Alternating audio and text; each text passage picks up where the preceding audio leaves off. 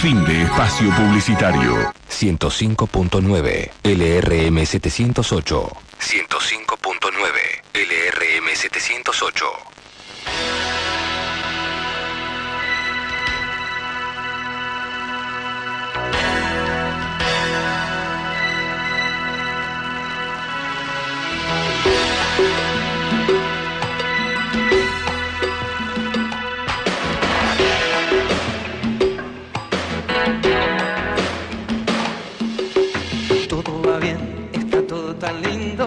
Ya no tengo nada más para quejarme, todo va bien, llegamos al fin de siglo, todos unidos y no nos domina nadie, todo va bien, repletos los bolsillos y los vecinos se saludan en la calle y las promesas del gobierno se han cumplido y seguimos adelante.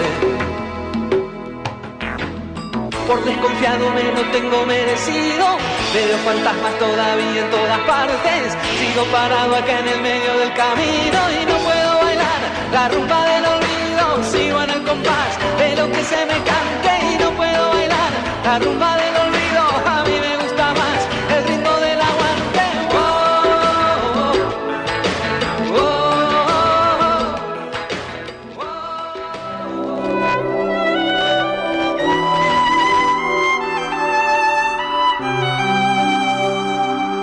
Se comunica a la población que a partir de la fecha el país se encuentra bajo el control operacional de la Junta Militar. Se recomienda a todos los habitantes el estricto acatamiento a las disposiciones legislativas que emanen de autoridad militar, de seguridad o policial, así como extremar el cuidado en evitar acciones y actitudes individuales o de grupo que puedan exigir la intervención drástica del personal en operación. ¿Usted respaldaría la posibilidad de que se anulen los indultos y esto se discute el próximo miércoles en el Parlamento? Creo que es algo que tenemos que debatir a fondo. ¿Cuál sería su posición, Macri, en ese debate? Los indultos involucra a todos. Hoy siempre ponemos el eje en los militares. Acá hubo dos lados de este hecho desafortunado, ¿sí?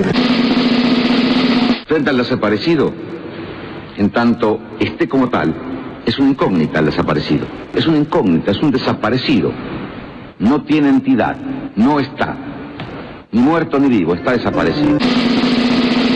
No tengo ningún inconveniente en decirlo. En la Argentina no hubo 30.000 desaparecidos, fue una mentira que se construyó en una mesa para obtener sus subsidios. Esto es lo que se alimentó en el último tiempo desde un sector.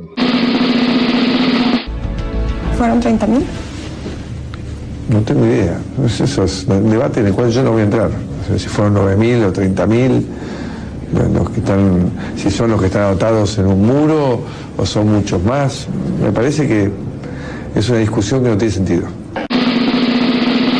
Vamos a escuchar el plan económico de la dictadura de Martínez de Hoz. En primer lugar, la libertad de las transacciones cambiarias con la eliminación de los controles de cambio. Si usted es presidente, ¿podremos ver un mercado libre de cambios?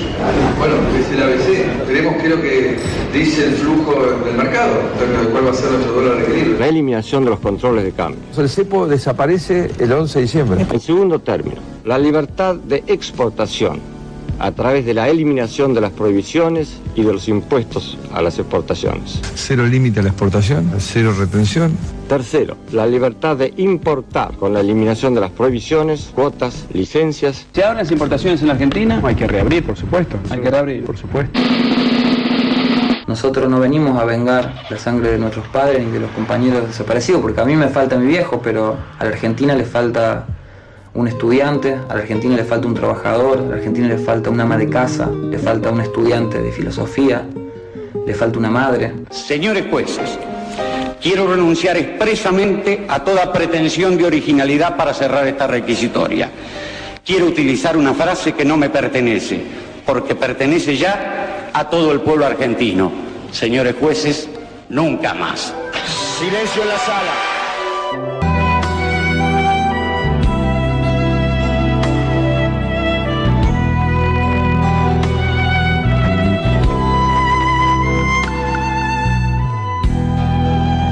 Nunca más.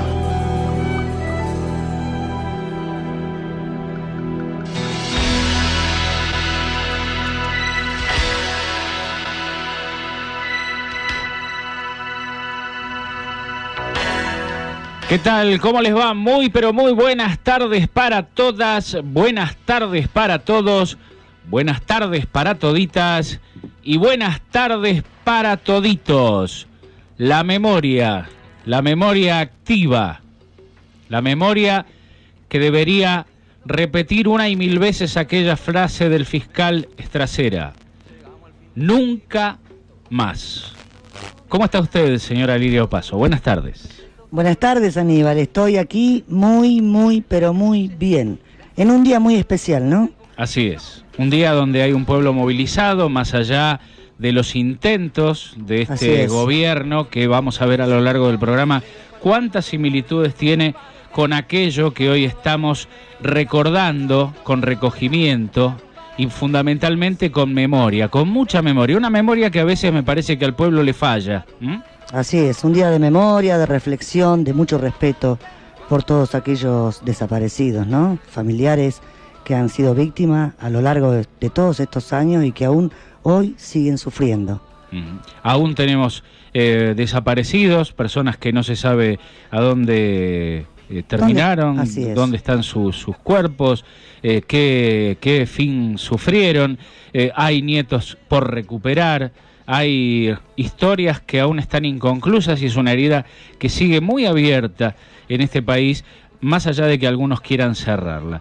Esta idea de que tenemos una memoria selectiva y que habría que pensar en una memoria completa o tratar de hacernos creer que aquí hubo una historia en la que hubo dos demonios, que el gobierno lo sigue sosteniendo a ultranza, pero que indudablemente no hace mella en, afortunadamente, buena parte del pueblo. De todos modos, algo de la memoria ha fallado, porque si no, un gobierno como el de Cambiemos nunca hubiera accedido al poder con el voto popular. Este tipo de gobiernos llegan al poder con las armas o con el engaño. Menem, revolución productiva y salariazo, y engañó a todos porque había hecho un pacto con quienes habían sido socios de la dictadura, con los milicos y con la UCD. Y este gobierno con mentiras, como dijo ayer Axel Kicillof en el programa de Navarro, con marketing. ¿Y el marketing qué es? Yo digo, fabrico esto, es una porquería, pero contrato una empresa de marketing para que le haga creer a la gente que esta porquería es buenísima y que es lo que necesita para vivir y para ser feliz. Y es el verso del macrismo. Así es, una Cambiemos memoria... porque hace falta, porque va a venir la revolución de la alegría. Así es, una memoria activa y que sangra aún hoy, porque aunque sepamos y sabemos que ha habido justicia, solamente el 25% de los genocidas han sido juzgados y muchos de ellos hoy están en prisión domiciliaria, con prisión domiciliaria, lo cual sangra mucho más las heridas, ¿no? Y muchos de ellos han muerto sin recibir su castigo. Por supuesto, y muchos de ellos también están por allí sin ser juzgados, así que vamos por la memoria, seguimos. Acompañamos hoy en un día tan especial a las madres que están allí en Plaza de Mayo y a todos aquellos que marchan junto a ella. El domingo 2 de abril recordemos también otra sentida fecha para todos los argentinos que está enlazado claro, a esta memoria que hoy ponemos de relieve en esta fecha tan emblemática, porque fue aquel 24 de marzo el inicio de la dictadura sangrienta y fue tal vez la guerra de Malvinas el principio del fin de esa misma dictadura, forma parte de la misma historia. Así es. Buenas tardes para todas y todos allí del otro lado del receptor. Buenas tardes, señor Charlie Ríos, ¿cómo está usted? Bien, pulgar hacia arriba los dos, mira. Muy bien. ¿Viste? Muy bien. Perfecto, así me gusta, me alegra muchísimo. Bueno, como lo mencionábamos, los diarios que han estado ligados de una u otra manera a la dictadura siguen editorializando y hablando de los dos demonios, como lo ha hecho La Nación en otro editorial que ha aparecido en esta fecha tan sensible.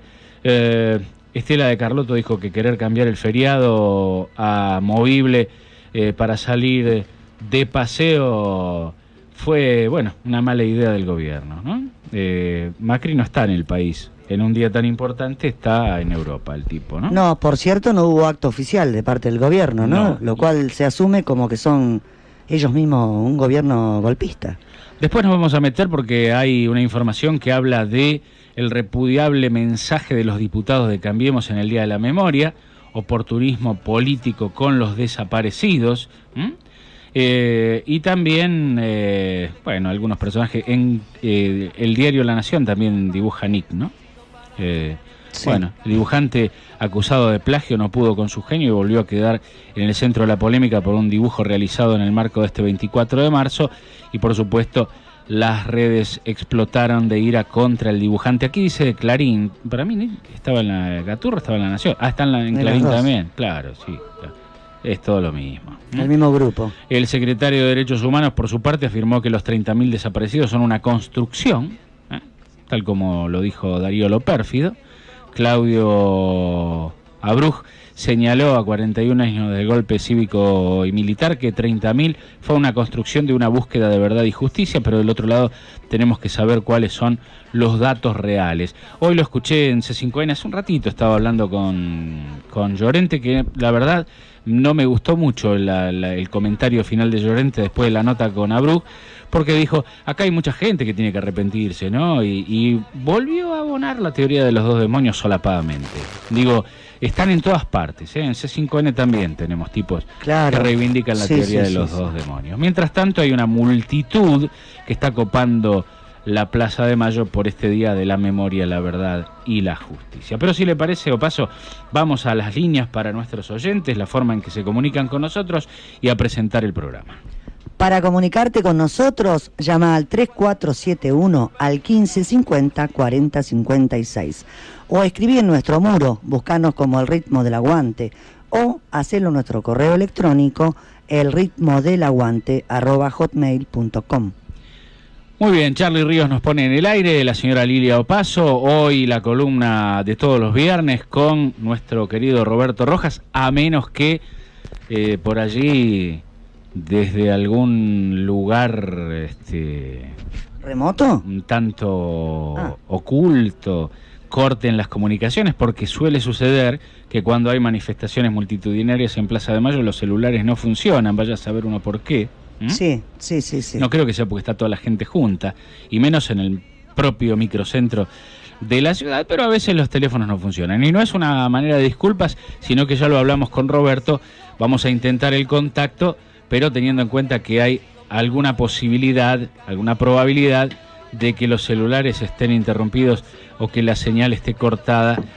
De todos modos, él va a estar allí, va a salir hoy con su columna en vivo desde Plaza de Mayo, seguramente con el sonido de fondo que nos va a llevar, a trasladar a la histórica plaza de nuestra República, junto a todos los que están hoy manifestando y trayendo a la memoria justamente esta parte tan oscura de nuestra historia. Muy bien, mi nombre es Aníbal Rullán, estamos hasta las 16 aquí en el aire de la 105.9 FM La Base, en este rinconcito de la tarde que hemos intitulado El ritmo del aguante.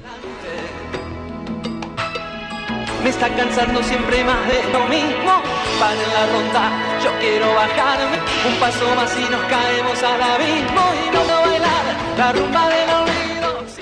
Vamos a reflexionar juntos a través de la memoria, del ejercicio de la memoria, porque algunos todavía no han comprendido, a lo mejor por eso siguen suscribiendo a determinados proyectos económicos, entre comillas, en este caso en particular del gobierno que hoy nos ocupa, deberíamos señalarlo más bien como un plan de negocios, como ya lo hemos dicho en más de una oportunidad, pero responde a lineamientos que tienen que ver con lo que el conservadurismo históricamente ha pretendido en la Argentina y que los golpes militares y fundamentalmente aquel del 76 quisieron imponer a sangre y fuego.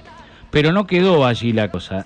Han tratado de regresar de una y mil maneras estos mismos actores y lo vamos a ver en este compacto de un programa del canal Encuentro que seguramente hoy no lo deben difundir, Canal Encuentro un día como hoy, seguramente años atrás, hubiera compartido con nosotros un documental del tenor del que vamos a escuchar y que es una realización del Canal Encuentro.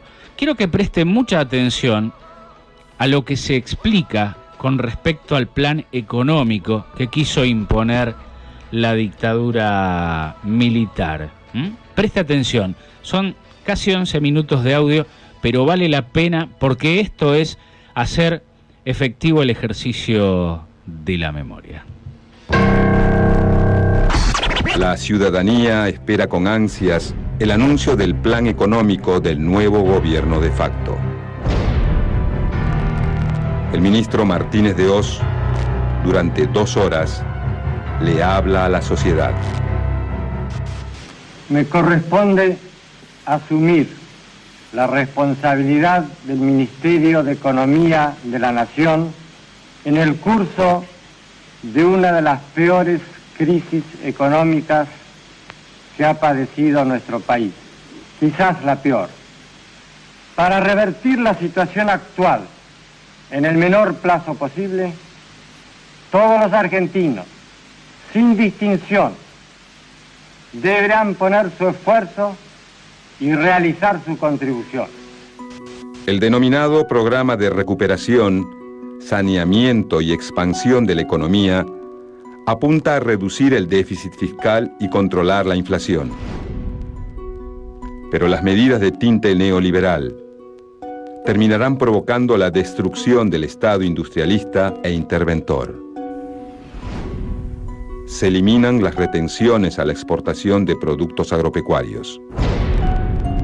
El país deja de recaudar millones de dólares en impuestos.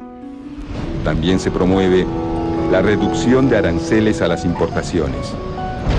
Los productos extranjeros comienzan a ingresar al país sin restricción. En este contexto, miles de medianas y pequeñas empresas deben cerrar al no sobrevivir en las nuevas condiciones impuestas.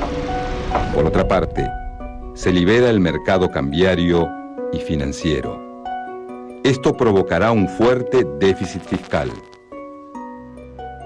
La solución para la dictadura es financiarlo con toma de deuda externa y reducción del gasto público por medio de la privatización de empresas públicas. El ministro propone, en teoría, estimular y premiar la actividad productiva, pero en verdad sus medidas terminan provocando un periodo de especulación financiera y una crisis productiva sin precedentes en la historia del país. Para Martínez de Hoz, el país tenía un modelo económico que impedía la libertad del individuo. Mientras se vive un clima de terror represivo, el ministro sostiene que su plan defiende las libertades individuales. Quisiera referirme brevemente a los objetivos básicos del programa económico, de nuestro programa económico. Indudablemente, el bienestar humano, engarzado en el contexto general del bien común, es el primero de ellos. Siempre se repite, la economía está al servicio del hombre y no el hombre de la economía. Sin embargo, a pesar de la prédica, el plan de Martínez de Hoz solo beneficia a unos pocos. Una de las principales metas del plan es acabar con la inflación. No más emisión monetaria por parte del Estado es la respuesta a este problema. Para conseguir recursos, se toman préstamos de organismos de crédito internacionales y de bancos extranjeros. El resultado es un brutal crecimiento de la deuda externa. Mientras tanto, el Estado se endeuda y el ingreso de los trabajadores disminuye. El gobierno de facto busca congelar los salarios. Para eso, suspende las negociaciones paritarias entre los sindicatos y los empresarios. De ahora en más, los aumentos serán establecidos por el Estado. De esta manera, los trabajadores son los principales perjudicados por la inflación. Sus ingresos están congelados, mientras que los precios siguen aumentando. El plan de la dictadura es bien visto por economistas relacionados con el mundo de finanzas. El plan económico del gobierno de facto comienza a implementarse de forma gradual. Aunque la principal meta del programa económico es detener la inflación, una de las principales decisiones es eliminar los controles de precios. Así, el mercado se encargará de fijar el valor de los productos sin intervención del Estado. Entonces, los artículos de primera necesidad aumentan. En consecuencia, los trabajadores sienten una fuerte pérdida de su poder adquisitivo y aumenta la ganancia del sector empresarial. Pero además, la dictadura decide aumentar los precios de los servicios públicos. El ministro de Economía justifica esta suba en una adecuación de las tarifas al mercado internacional. Pero el hecho de que se congelen los salarios significa costos bajos para empresas que ya gozan de ingresos altos. El equipo económico también apunta a una mayor apertura al mercado internacional. Para eso, se dejan sin efecto las restricciones a las importaciones. Según Martínez de Hoz, la industria argentina se verá favorecida por la competencia internacional. Además, se deroga la ley de granos vigente desde 1973 y se libera la disponibilidad de divisas para la exportación. El propósito es alentar las exportaciones agrícolas, pero la medida también produce el encarecimiento de los alimentos a nivel local. El aumento de las exportaciones debe producir la llegada de millones de dólares con el objetivo de bajar las tasas de interés. Pero lo único que se logra es aumentar el capital destinado a la especulación en compra y venta de divisas con depósitos bancarios a corto plazo.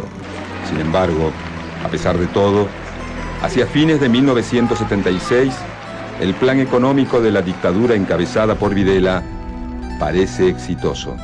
El gasto público es contenido gracias al derrumbe de los salarios y se logra un importante superávit comercial. Pese a esto, la inflación no se detiene y pronto llevará a la dictadura a un callejón sin salida.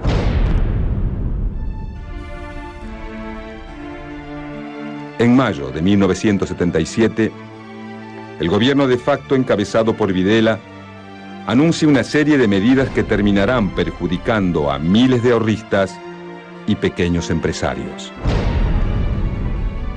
Se anuncia entonces la reforma del sistema financiero. Se liberan las tasas de interés y se descentralizan los depósitos de las entidades extranjeras. Esto posibilita el ingreso indiscriminado de dinero desde el extranjero. El Estado pasa a ser el garante de los depósitos. En consecuencia, durante los siguientes 3 años, las entidades financieras se multiplican. Surgen locales en los barrios que buscan atraer a miles de pequeños ahorristas quienes son tentados por las altas tasas de interés. Pero existe un problema. El Estado garantiza pero no controla al sector financiero. El riesgo de perder todo es muy alto. Sin embargo, nadie parece prestar atención a eso. A los pequeños y medianos empresarios les conviene cerrar sus fábricas. Ganan más dinero con la especulación financiera que con el trabajo productivo. Los recortes en la emisión de moneda y el congelamiento de los salarios no dan resultados. Mientras muchos ganan con la especulación, el desempleo aumenta, la inflación no da tregua y corroe el poder adquisitivo de los asalariados. La CGT, encabezada por Ubaldini, se vuelve la cara visible de la resistencia a la dictadura. El 7 de noviembre de 1981 organiza una multitudinaria marcha hacia la parroquia de San Cayetano bajo el lema Pan, Paz y Trabajo. Esta es la primera manifestación pública de rechazo a la dictadura militar y su política económica. El final de la dictadura se acerca.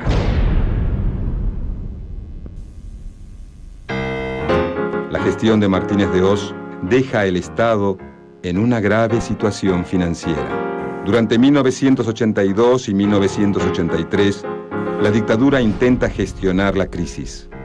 Busca soluciones a corto plazo para frenar la inflación, pero no tiene éxito. En 1983, en medio de una grave crisis económica, se abre una esperanza. Se produce el ansiado regreso de la democracia. Raúl Alfonsín asume el poder y se enfrenta a un desafío: desarmar el modelo económico instaurado por los militares, pero sus intentos son inútiles. El contexto internacional es adverso a la Argentina. Las ideas neoliberales se imponen en el mundo. Además, Alfonsín debe enfrentarse a los grupos económicos que se consolidaron en los últimos años. El final de este proceso fue la hiperinflación con la que concluyó el gobierno radical en 1989. Ese es el prólogo a la vuelta del neoliberalismo. Durante el gobierno de Carlos Menem, el mercado vuelve a tener potestad para todo. Domingo Felipe Cavallo es el ministro encargado de retomar las ideas de Martínez de Hoz. Los grupos económicos que pisaron fuerte durante la dictadura salen ganando otra vez. El ritmo del aguante.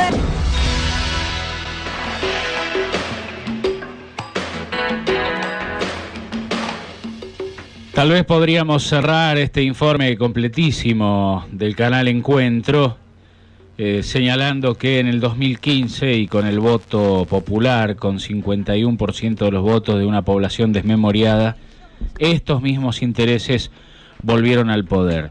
No sé si prestaste atención a cada uno de los puntos, pero es todo igualito, calcado. Así es. De memoria.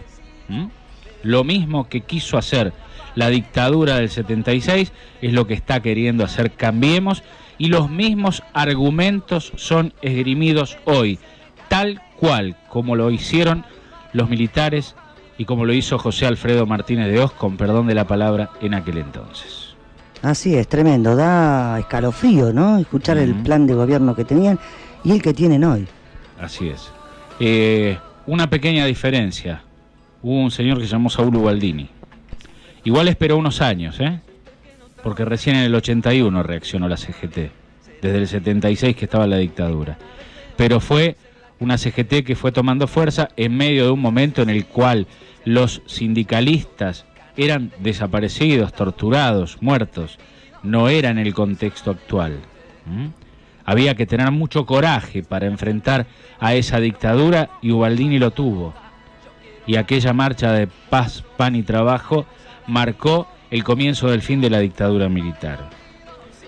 Eso y otros eventos que se fueron sucediendo. La guerra de Malvinas fue un intento por salvar la cara de los milicos, porque veían que se les venía la noche, porque veían que la reacción popular era cada vez mayor.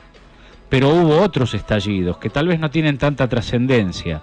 El lanusazo, yo que vengo de Lanús y que tuve la oportunidad con mi hijo de hacer un documental muy interesante sobre aquella manifestación popular, fue multitudinario. Todo el pueblo de Lanús salió a las calles a reclamar por el excesivo costo de las tasas municipales, y esto fue replicado luego en distintos puntos del país, y fue el fin de la dictadura, el cachetazo final a la dictadura sangrienta del 76. Todas estas cosas forman parte de una memoria que no podemos perder, que no podemos dejar de lado, que no podemos dejar de tener presente minuto a minuto. Los pueblos que olvidan repiten los mismos errores. Esto se ha dicho una y mil veces, ya es trillada la frase, y sin embargo pareciera que en la cabeza de algunos no entra, no cabe el concepto, y la desmemoria nos lleva a volver a repetir los mismos errores. Usted párese donde quiera, usted defienda lo que quiera, pero aquí hay una realidad que es incontrastable, y esto que acabamos de escuchar es la historia. No es un invento kirchnerista, no es algo que decimos para convencerlo. Usted puede remitirse a la historia reciente de nuestro país y va a ver, si tiene algunos años como nosotros y vivió esa época, basta con refrescar un poco la memoria. Y si no lo vivió, si sos un pibe, si sos jovencito, si te dejaste convencer por algunas cosas, porque no conocías la historia de nuestro país, entérate, informate. Por eso es importante que el 24 de marzo siga siendo inamovible Día de la Memoria, de la Verdad y de la Justicia. Y los vecinos se saludan en la calle y las promesas... Bueno, vamos a ir a la música, y la música por supuesto tiene que ver con esta fecha tan particular, tan emblemática, tan sentida para todos nosotros, y vamos a escuchar a Teresa Parodi, y un tema que a mí me emociona mucho cada vez que lo escucho, que se llama Aún caminan conmigo. Sabemos que la misma naturaleza de la profunda transformación que estamos llevando a cabo impide que podamos hacer hoy, en esta ocasión, un balance total y global del mismo. Pero quisiera destacar lo que yo considero son 12 puntos fundamentales a través de los cuales se puede medir la profundidad de la transformación que hemos llevado a cabo. En primer lugar, la libertad de precios, la eliminación de los controles de precios. En segundo término, la libertad de las transacciones cambiarias con la eliminación de los controles de cambio. Tercero, la libertad del comercio exterior, con la eliminación de los monopolios a la exportación, por ejemplo, de granos y de carnes. Cuarto, la libertad de exportación, a través de la eliminación de las prohibiciones y de los impuestos a las exportaciones. Quinto, la libertad de importar, con la eliminación de las prohibiciones, cuotas, licencias y en la aplicación de un programa arancelario de reducción gradual sobre un periodo de 5 años. Sexto, la libertad de las tasas de interés y la aplicación de la reforma financiera que abre el sector a la competencia interna y externa. Séptimo, la liberación de los alquileres y la eliminación del control que afectaba la posibilidad de la colaboración de la construcción privada para contribuir a eliminar la escasez de viviendas producida por esa misma causa. Octavo, la eliminación de las tarifas políticas de los servicios públicos. Noveno, la eliminación de los subsidios y las protecciones excesivas para ciertos sectores privilegiados de la economía que distorsionaban la misma. Décimo, la libertad de la contratación de los salarios sobre las bases de los salarios establecidos como mínimos por el Estado. 11, la libertad para las inversiones extranjeras bajo reglas justas y sanas, tanto para el interés nacional como para los inversores. Y 12avo, la libertad para la transferencia de tecnología en un marco que promueva y no obstaculice este movimiento fundamental para la modernización de nuestra economía de acuerdo a los más altos intereses nacionales. El ritmo del aguante.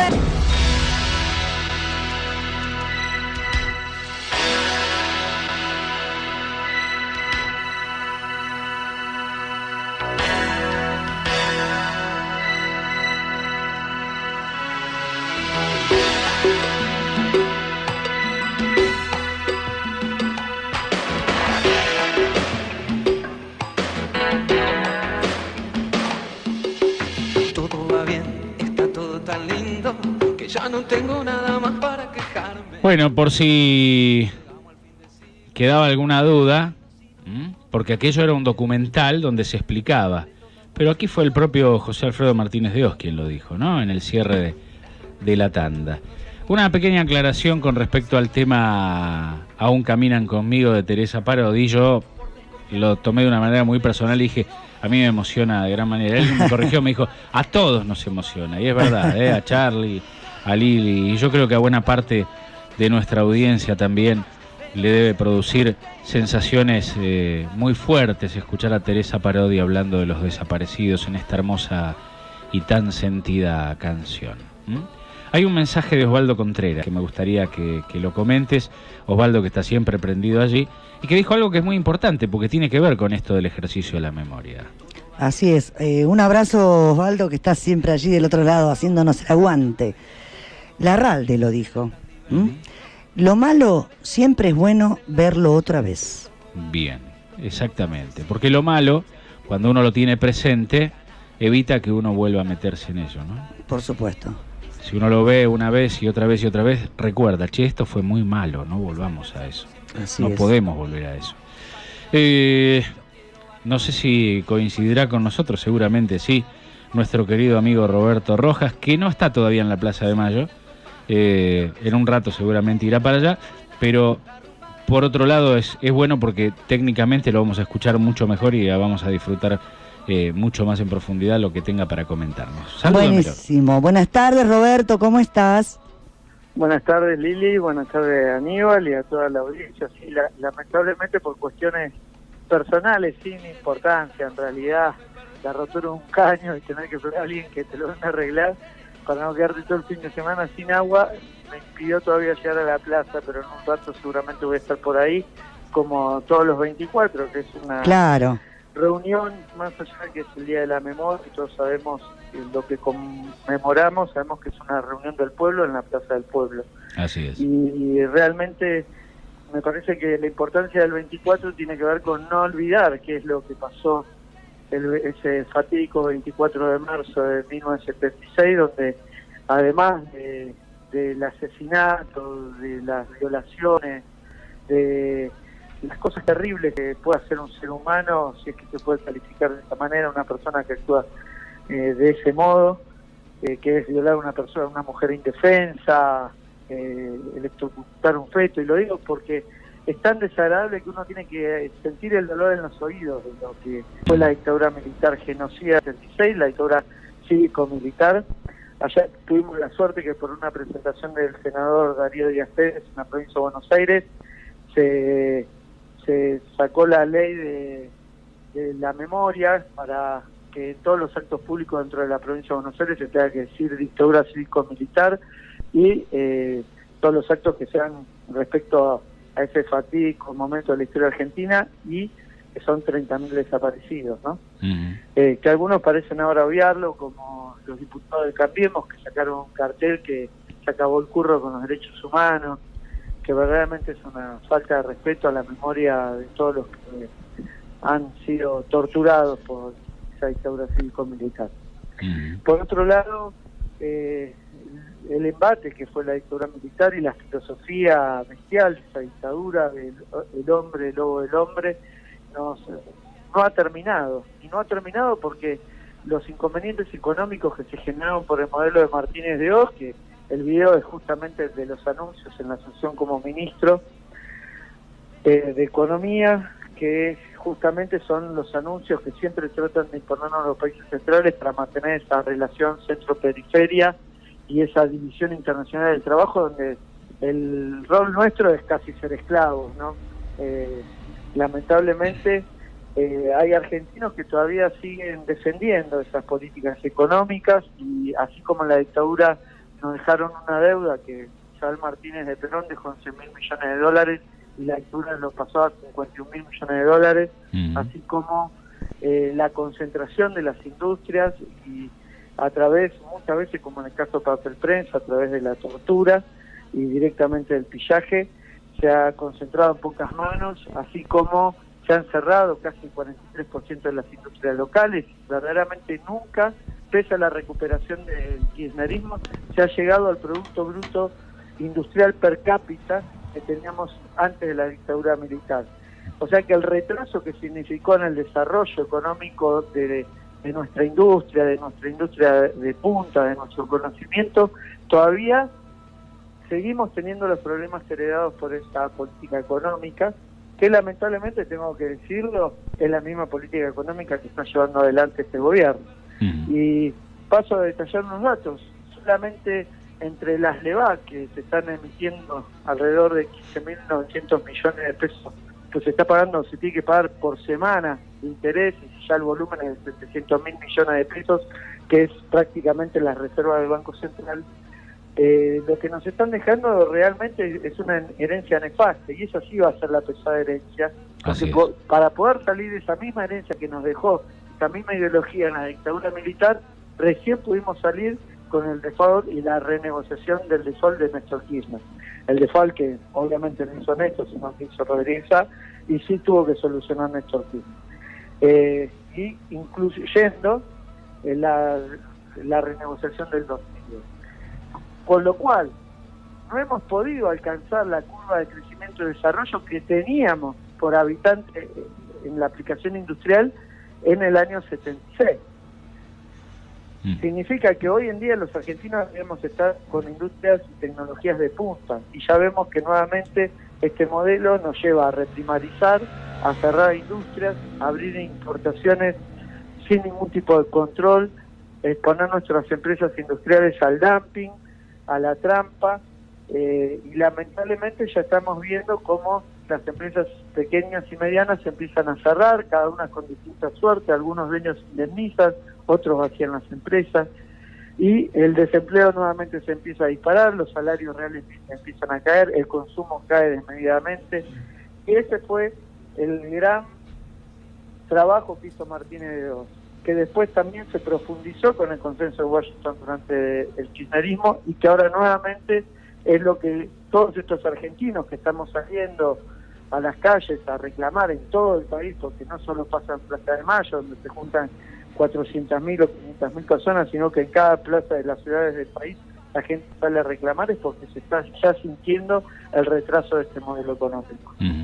Recién dijiste el consenso de Washington en el kirchnerismo, en el menemismo, ¿no? Seguramente. En el menemismo, sí, perdón si me equivoqué, pero realmente salimos del consenso de Washington y de la lógica del consenso de Washington con Kirchner.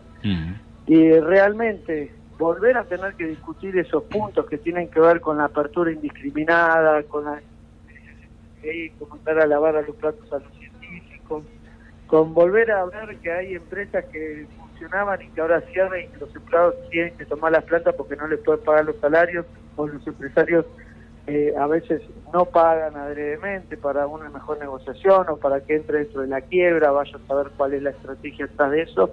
Es realmente penoso para todos los argentinos. Algunas consideraciones, Roberto, de lo que acabas de decir, que fue realmente un resumen bastante conciso. Me quedan un par de cosas así flotando que las dejé para cuando cerraras, porque no te quería interrumpir. Vos decías que han vuelto a imponer políticas que son ya muy viejas. De hecho, ya Sarmiento hablaba de esto, ¿no? De la primarización de la economía argentina, cuando decía que nuestro rol en el concierto de las naciones era la de generar los productos, los commodities, los que hoy llamamos commodities, y recibir de las Europas los productos elaborados, que nosotros no teníamos por qué agregarle valor a esos productos, porque ya había otros que lo hacían por nosotros, ¿no? Sí, decía. Atrás de ese pensamiento hay un pensamiento un poco perverso en la tergiversación de lo que es la realidad del desarrollo económico, que es pensar que si uno es el mejor haciendo algo, mejor que se dedique a otro, y otro que mejor en otra cosa haga otra cosa y uno no pierda tiempo. Claro. Esa es una visión como decir, bueno, si vos a los 8 años sos bueno en matemáticas y sos malo en lengua, y no estudies más lengua, estudias solo matemáticas. Es un criterio un poco pobre. Hay otra lógica, si me permitís la interrupción, que es, si sos malo en matemáticas, sos malo en lengua, sos malo en historia, dedicate a ser presidente de la nación. Digo, es la lógica de Cambiemos. Bueno, eso sí también te cuesta leer, o te cuesta unos conceptos, ¿no? Con algún nexo cognitivo, pero la realidad es que yo incluso puedo ser más flexible en pensar que en la época de Sarmiento, como todavía la posición esta que impone David Ricardo, que es un economista inglés, tiene que ver con el desconocimiento, digámoslo. Pero a esta altura de la historia ya no hay desconocimiento al respecto. Bueno, pero en la Argentina ni siquiera podemos decir de que lo tenemos que leer y que capaz el que lo escribió tuvo una mala interpretación. En la Argentina, los que tenemos ya mediana edad, lo vivimos en carne propia. Con lo cual no hay una discusión acá, ni teórica, ni si el libro fue bien escrito, si fue con intencionalidad, o si el que habla es con intencionalidad. Los argentinos lo vivimos. Claro. Vivimos los 90, vivimos el hiperdesempleo, vivimos la tercera generación de no trabajadores. La gente se queja de la inseguridad. ¿Y dónde viene la inseguridad? De generaciones que quedaron excluidas. Exactamente, viene de la exclusión, de la no esperanza, de la no programación a mediano y largo plazo, ni de los seres ni de la economía en su conjunto. Con lo cual, cuando pudimos recuperar ese cuerpo de país, tener que volverlo a perder en manos de estas personas que realmente no se sabe claramente, sabemos cuáles son sus intenciones, pero la persona que es lega, que no está interesada en la política porque está concentrada en su trabajo, en su familia, escucha una cosa, pero la realidad es que hacen otra. Y mienten descaradamente. Como mienten con que no se creció en los últimos años, como mienten diciendo que no se creó empleo privado, cuando se crearon 170.000 puestos de trabajo en empresas privadas. Mienten cuando dicen que había más déficit fiscal, cuando duplicaron el déficit fiscal.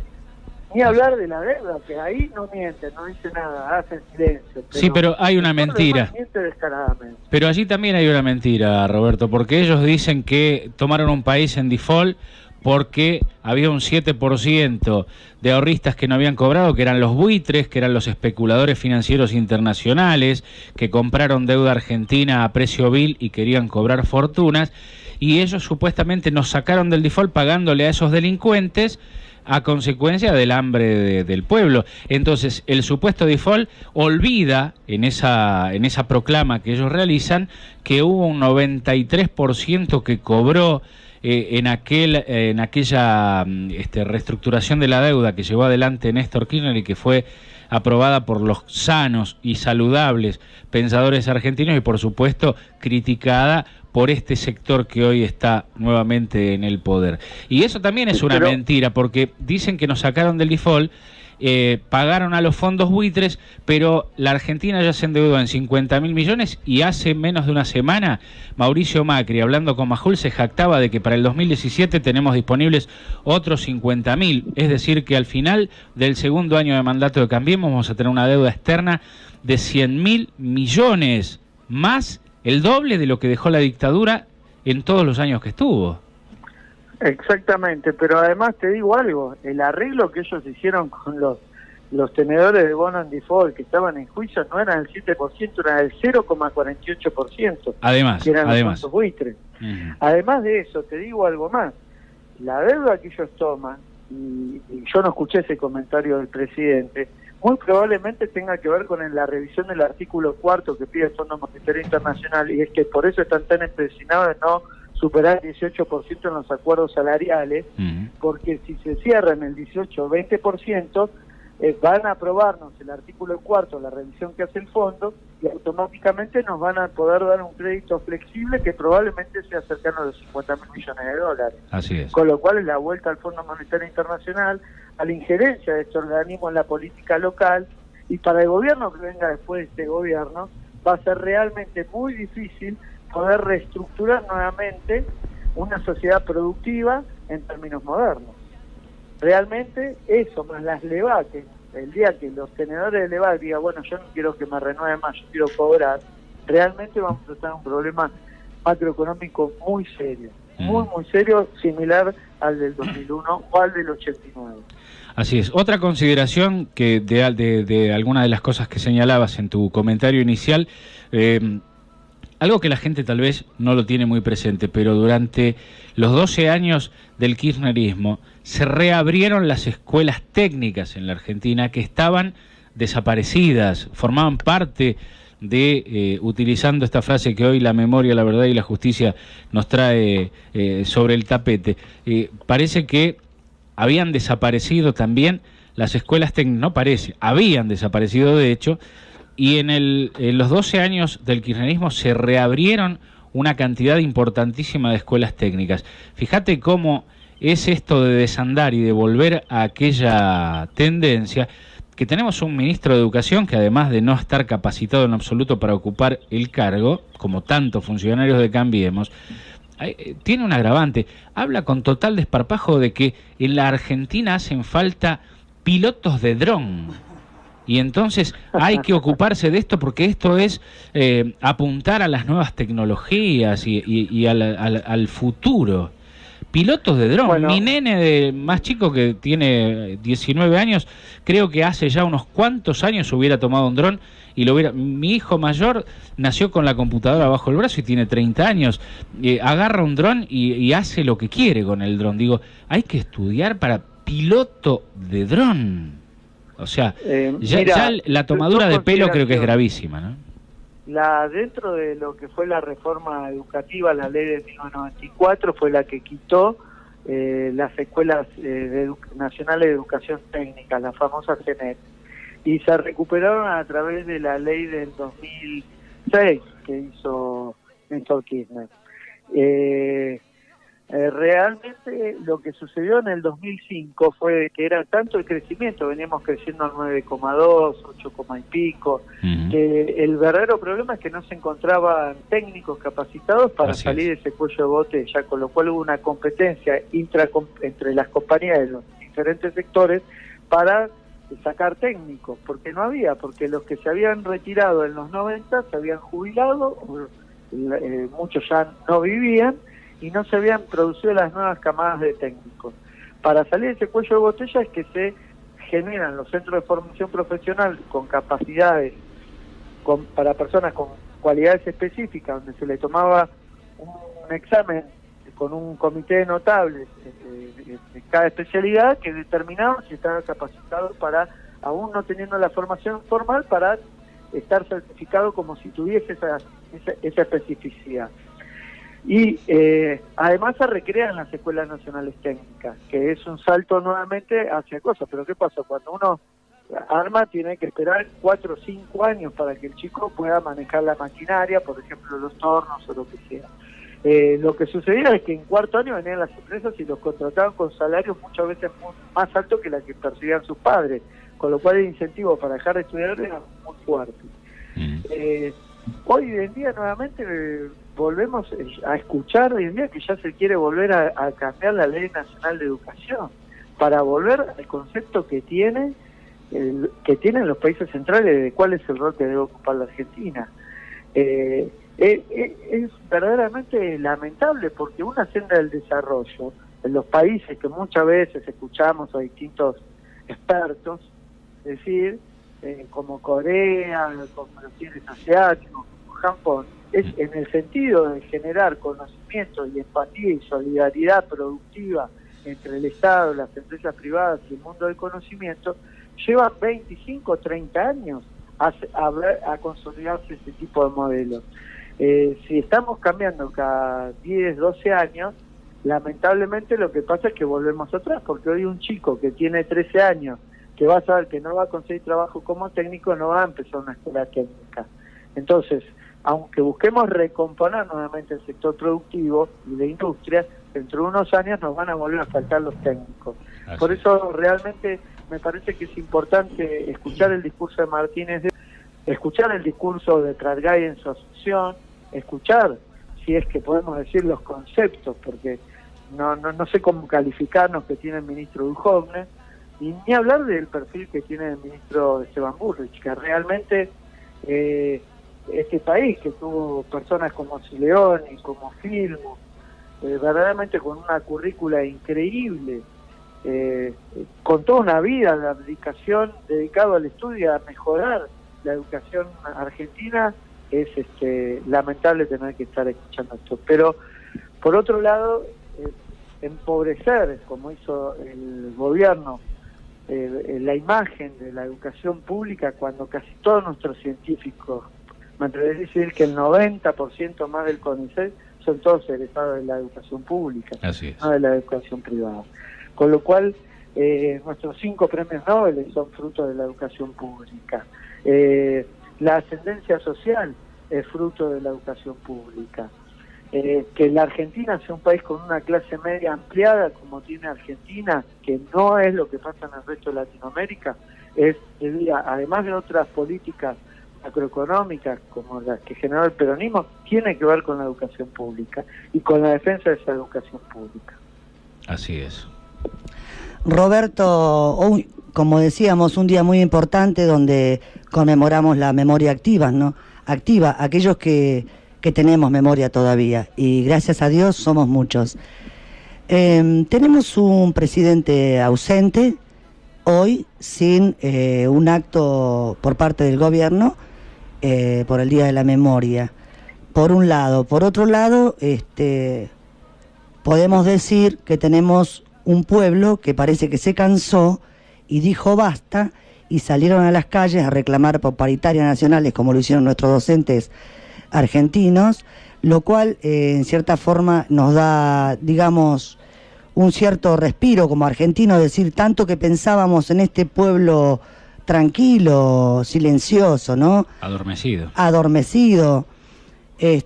Tantas cosas por decir, como por ejemplo, se me viene a la mente todas estas políticas neoliberales que llevaron a nuestro país allá por aquel entonces y que hoy vuelven a resurgir, ¿no? Como de entre las cenizas. Y mi pregunta puntual sería, ¿podemos vivir los argentinos? ¿Se podrá repetir esa cruel historia del corralito? Realmente, mirá, yo creo que llegado el momento vamos a tener un problema con el déficit que está latente, que está generando la emisión del EVAC y de los pases que está haciendo el Banco Central. Hoy en día, si uno tiene que ver la foto, diría, no, mirá, no tenemos posibilidades, pero las probabilidades van aumentando minuto a minuto. Ese es el verdadero problema. Y claramente hay una desconfianza porque la inversión vemos que no crece. Vemos también de que las personas prefieren, ustedes saben que el primer bimestre se fugaron $4.000 millones, se duplicó lo del año pasado, con lo cual hay una seria desconfianza al modelo que está proponiendo el gobierno.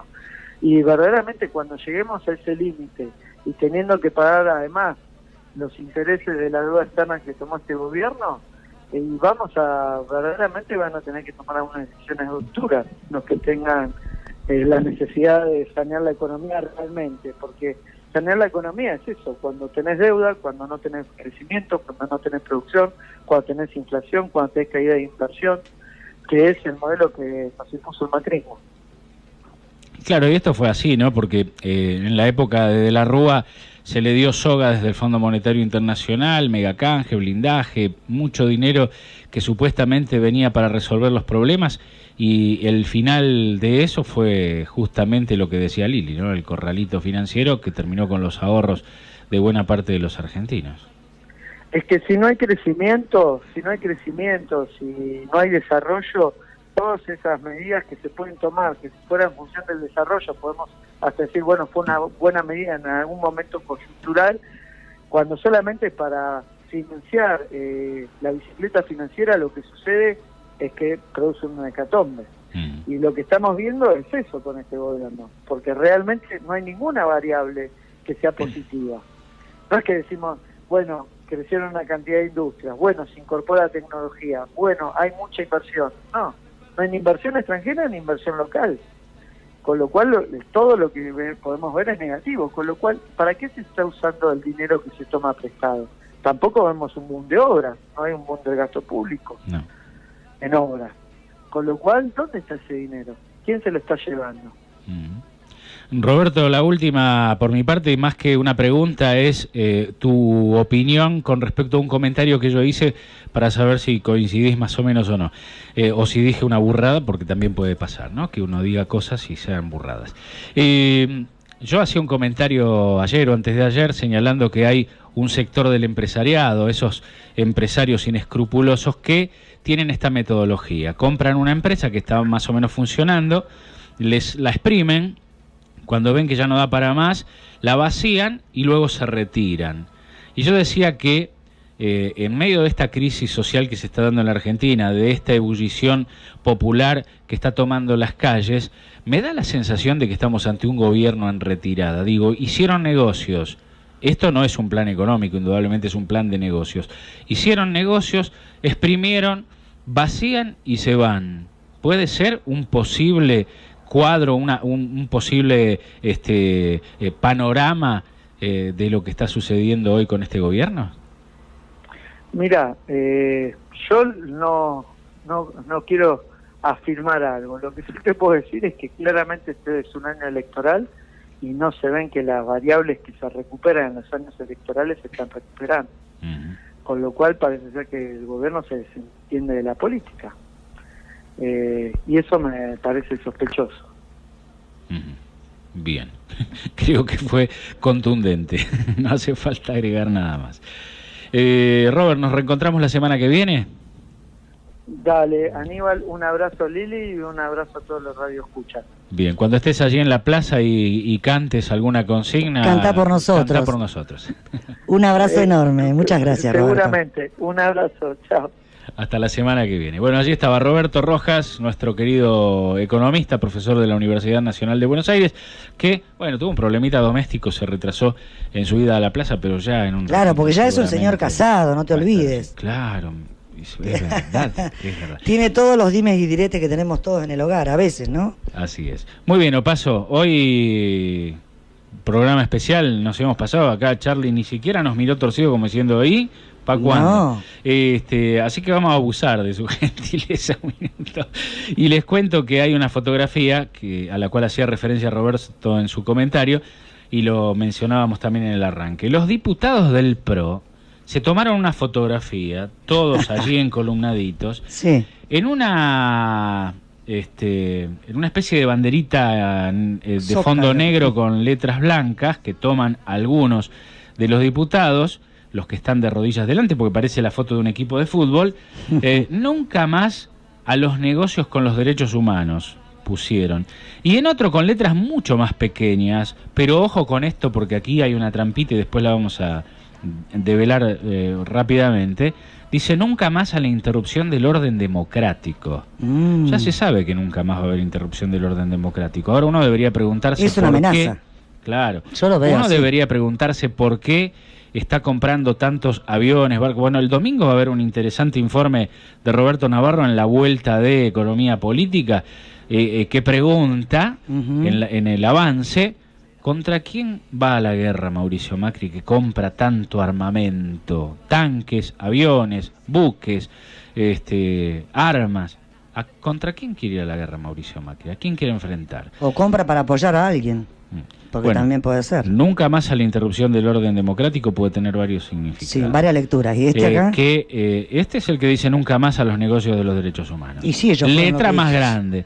Y nunca más a la interrupción del orden democrático con letra más chiquitita. Ojo con la trampa, porque si están en retirada y allí quedó latente en el último comentario de Roberto, van a decir que se fueron porque el peronismo, que no renuncia al poder, y hoy escuché algunos comentarios sobre que Máximo había dicho dejamos el gobierno pero no el poder, y cuántas estupideces que repiten algunos, están justificando que si se tienen que ir antes, como de la Rúa, porque ya fue Macri a aprobarse un helicóptero a medida, ¿no? Hace un par de días, a Saladillo, tal vez tengan ya el argumento armado para acusar a que el kirchnerismo, obviamente, porque somos los subversivos, lo hemos derrocado en un golpe institucional o en la interrupción del orden democrático, lo cual sería una falacia más de este gobierno de mentirosos.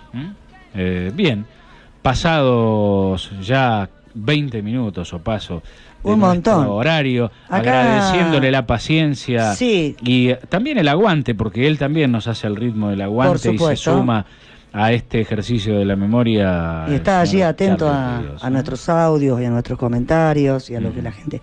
hay un saludo muy especial para el señor Charlie Ríos. ¿Ah, sí? Sí, de un ex operador. ¿Se puede decir así o queda mal? No, ¿cómo un ex operador? Bueno, operador nuestro por lo menos. Ajá. Alejandro Gofredi envía sus cariños, sus saludos para usted. Y felicitaciones por nuestro programa, que nos está escuchando. Bien, un abrazo Ale. Ganamos un oyente. Ganamos un oyente. Un abrazo. ¿Qué tal este fin de semana, Charlie? ¿Qué nos puede contar acerca? Hasta ahora bien. ¿Qué va a haber? ¿Qué va a haber allá en India Club? Rock. Noche de rock, una banda de rock. ¿De dónde vienen? ¿Son de acá, locales? De Luján. De Luján. Viajan lindo para llegar hasta internacionales. Aquí. Bueno. Ya para atravesar las sábado fronteras. Por la noche? Electrónica. El sábado por la noche, fiesta electrónica. Bueno, muy bien. Hay que ir a India Club, Balcarce y Pellegrini, allí, a disfrutar de este... También podríamos decir, ¿no? Este rinconcito de Cañada para los amantes de la buena música. Muy bien, Opaso. Nos vamos a ir hasta el próximo lunes a las 15, si le parece bien. Por supuesto. El señor Charlie Ríos nos puso en el aire, la señora Lilia Opaso. Tuvimos la palabra de Roberto Rojas, como lo hacemos habitualmente los viernes. Mi nombre es Aníbal Rullán.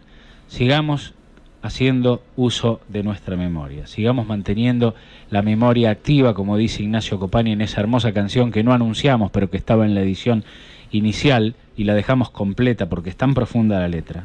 Para aquellos estúpidos que creen que Ignacio Copani solamente escribió Lo tamo con alambre, o Cuántas minas que tengo, allí está una canción con una poesía muy profunda y con una melodía que a mí me emociona realmente cada vez que la escucho, en aquel nunca más, con aquel nunca más de Estracera, que se lo agregamos en la edición. Nunca más a las políticas económicas que quiso implementar la dictadura, porque hay que tener presente que todo golpe militar, que toda interrupción de la democracia siempre, absolutamente siempre, fue con la complicidad de un sector de la sociedad que representa esos intereses económicos y que el objetivo de esos golpes siempre fue establecer un proyecto, un plan económico que es el mismo que hoy, con el 51% de los votos de los argentinos, está tratando de implementar Cambiemos. No lo olvidemos. Es importante tener viva la memoria. Bueno. Y yo me voy con una frase, una reflexión de Paco Urondo. Arderá la memoria hasta que todo sea como lo soñamos. Besos para todas y todos. Nos reencontramos aquí el próximo lunes. Buen finde. Hoy lleva detenida 344 días Milagro Sala. Libertad ya a Milagro Salas. Así es. También eso es parte del ejercicio de la memoria. Y de la memoria. En un Jujuy, sí, ya que estamos Charlie y nos trajo a cuento esto para que no lo olvidemos, gracias Charlie, en Jujuy, hoy escuchaba a una integrante de la Tupac que estuvo presa con Milagro y que después la Terrible liberaron. Su testimonio. Ingresaron a su casa, cortaron la luz antes de entrar, patearon la puerta, entraron con armas largas, hicieron destrozos, desarmaron la casa y les hicieron pasar un momento terrible a los 9 hijos menores que tiene esta compañera, que tiene apenas 37 años, 38 años, creo. Sí. Una joven, si se quiere, con 9 hijos, que sufrió esto y que contaba que en simultáneo hicieron cientos de procedimientos similares. Recordemos que destruyeron todo lo que la Tupac Amaru había construido en Jujuy. Eso es una práctica dictatorial. Eso es una práctica de la dictadura, de aquella dictadura salvaje de los 70, que se está viviendo hoy en la Argentina. Lo está sufriendo la gente de la Tupac en Jujuy, en manos del dictador Gerardo Inmorales. También eso tengámoslo presente, porque por eso gritamos a voz en cuello: libertad ya a Milagro. Libertad ya a Milagro. Forma parte del ejercicio de la verdad y de la justicia. Memoria, por favor. Tengamos memoria.